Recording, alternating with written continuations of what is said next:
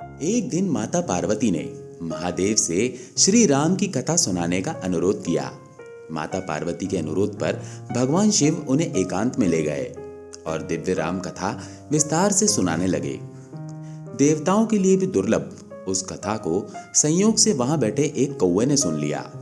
भगवान भोलेनाथ द्वारा कथा सुनाए जाने पर उसे श्री राम के सभी रहस्यों सहित पूर्ण कथा का ज्ञान हो गया। वही कौवा आगे चलकर काकभशुंडी के रूप में जन्मा। एक कथा के अनुसार श्री राम के जन्म से एक कल्प पहले अयोध्या में एक शूद्र जाति के घर में एक बालक का जन्म हुआ। ये बालक शूद्र जाति का होते हुए भी बड़ा होकर भगवान शिव की भक्ति करने लगा। समय के साथ वो शूद्र महादेव का अनन्य भक्त बन गया और अपनी उसी भक्ति के अभिमान में वो शूद्र अन्य देवताओं की निंदा करने लगा। कुछ समय पश्चात वो शूद्र स्थानांतरण करके उज्जैन गया और वहां जाकर वो एक ब्राह्मण की सेवा कर अपना जीवन बिताने लगा। वो ब्राह्मण भी भोलेनाथ के अनन्य भक्त थे, किंतु वे भूलकर भी नारायण और अन्य देवताओं की निंदा नहीं करते थे। एक बार की बात है, उस ब्राह्मण के समक्ष उस शूद्र ने भगवान शंकर की तुलना नारायण से करते हुए भगवान नारायण की निंदा की। उस शूद्र के मुख से श्री विष्णु की निंदा सुनकर भगवान शिव अत्यंत क्रोधित हो गए और उन्होंने आकाशवाणी द्वारा उस शूद्र को धिक्कारते हुए कहा, अरे अधम, तू स्वयं को मेरा भक्त कहता है, पर तुझे यह भी मालूम नहीं है कि हरि और हर में कोई भेद नहीं है। तूने श्री विष्णु की निंदा करके मेरी भक्ति को कलंकित कर दिया है, इसलिए तू 1000 अधम योनियों में जन्म लेकर भटकता रहेगा।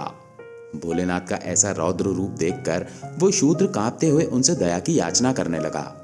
तब उस ब्राह्मण ने भी द्रवित होकर भोलेनाथ से उस शूद्र को क्षमा करने की प्रार्थना की, जिससे महादेव का क्रोध शांत हुआ।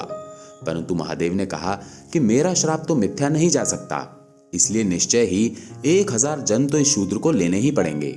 लेकिन मैं इसे आशीर्वाद देता हूं कि इसको मृत्यु का जो कष्ट होता है वो नहीं होगा, साथ ही इसे अपने हर एक जन्म का स्मरण भी रहेगा और इसका ज्ञान कभी भी छीन नहीं होगा।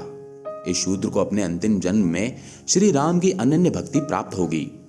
भगवान शिव के वचन अनुसार उस शूद्र का सबसे पहला जन्म सर्प योनि में हुआ। उसके बाद उसका जिस किसी भी योनि में जन्म होता उसे बिना कष्ट ही मुक्ति मिल जाती। साथ ही भगवान शिव के आशीर्वाद के कारण उसे अपने पिछले सभी जन्मों का पूरा स्मरण रहता था। इसी प्रकार वो एक के बाद एक जन्म लेता रहा और 1000वें जन्म में उसने एक ब्राह्मण के घर में जन्म लिया। अब वो ब्राह्मण होने के कारण बड़ा होने पर आत्मज्ञान लेने के लिए महर्षि लोमेश के पास पहुंचा। महर्षि लोमेश उस ब्राह्मण को शास्त्र संबंधित सभी प्रकार का ज्ञान देने लगे। परंतु धीरे धीरे ऐसा होने लगा कि जब जब महर्षि लोमेश उस ब्राह्मण को ज्ञान की बातें बताते तो वो ब्राह्मण बात बात पर उन्हें टोकने लगा। इस बात से रुष्ट होकर महर्षि लोमेश ने उस ब्राह्मण को कहा, अरे मूर्ख, तू क्या कौवे की भांति बात बात पर कांव कांव करता है? तू तो मनुष्य होने के योग्य ही नहीं है, इसलिए तू जा और कौवे का ही जीवन व्यतीत कर। महर्षि लोमेश के श्राप से वो ब्राह्मण तत्काल कौवा बन गया। ऐसा देखकर महर्षि लोमेश को अपने क्रोध पर पश्चाताप हुआ और महर्षि लोमेश अत्यंत दुखी हो गए। तब कौवे ने कहा, हे मुनिवर, आप कृपया दुखी न हो। आप जैसे महात्मा का श्राप भी मेरे लिए वरदान है। मुझे विश्वास है कि इस काग रूप में भी मेरा भला ही होगा। इतना कहकर उस कौवे ने महर्षि लोमेश को राम कथा सुनाई। उनका इतना संयम देख और उनसे श्रेष्ठ राम कथा सुनकर महर्षि लोमेश बड़े प्रसन्न हुए और उनको राम मंत्र भी दिया। धीरे धीरे उस कौवे को काकभशुंडी के नाम से जगत में ख्याति मिली। महर्षि लोमेश से राम मंत्र मिलने के कारण उन्हें अपने काग रूप से प्रेम हो गया और वो उसी रूप में नित्य राम कथा का वाचन और पठन करने लगे। उनके द्वारा कही रामायण को काकभशुंडी रामायण के नाम से भी जाना जाता है। काकभशुंडी की आयु के विषय में लिखा गया है कि पिछले कल्प के कलयुग में वे पैदा हुए थे। काकभशुंडी बड़े राम भक्त थे और श्री राम की भक्ति के सिवा उनका कोई अन्य कार्य नहीं था। वे नित्य एक वृक्ष के नीचे राम कथा का वाचन और पठन करते थे, जिसे सुनने के लिए दूर दूर से ऋषि मुनि आते थे। उनकी कथा में इतना रस था कि एक बार स्वयं भगवान शिव भी काकभशुंडी के मुख से राम कथा सुनने के लिए हंस के रूप में उस वृक्ष के नीचे रुक गए जहां वे कथा पठन कर रहे थे।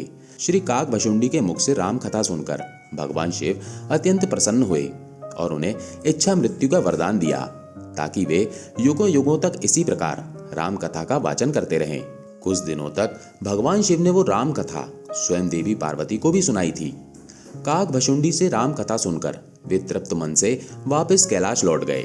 जो महान कथा स्वयं भगवान शिव के मुख से निकली हो, उसे स्वयं भगवान शिव को सुनाने का सौभाग्य केवल काकभशुंडी को ही प्राप्त है। दोस्तों, अगर आपको हमारा यह वीडियो पसंद आया हो तो वीडियो को लाइक, शेयर और हमारे चैनल को सब्सक्राइब कीजिए। जय श्री राम।